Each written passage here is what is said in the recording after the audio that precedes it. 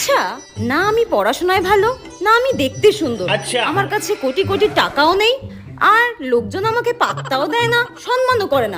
তাহলে আমার লজ্জা কেন পায় না? আমার কি মান সম্মান সব ধুলোয় মিশে গেল? কিছু তো একটা ভাইরাস আছে আমার শরীরে, যেটা আমার রক্তের সঙ্গে লড়াই করছে, কিন্তু সেটা কি? আচ্ছা, ভুল করে যদি কেউ আমার অ্যাকাউন্টে 3 কোটি টাকা ট্রান্সফার করে দেয়, তাহলে আমি ওই টাকাগুলো নিয়ে কি করব? 1 কোটি টাকা দিয়ে তো আমি একটা বাড়ি কিনবো, আর 1 কোটি টাকা দিয়ে আমি একটা গাড়ি কিনবো, আর বেঁচে যাওয়া 1 কোটি টাকাটা আমি ডোনেট করে দেবো। হ্যাঁ, কিন্তু তাহলে তো আমার খরচা করার জন্য 1 টাকাও থাকবে না।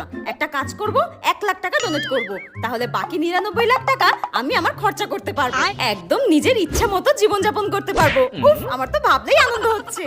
একবার যদি আমি বড়লোক হয়ে যাই, তখন কি আর আমি এই মাটির কাপে চা খাবো? তখন তো আমি সোনার কাপে চা খাবো। কিন্তু আমার বড়লোক হওয়ার স্বপ্ন মনে হয় স্বপ্নই থেকে যাবে। চায়ের বদলে কবে যে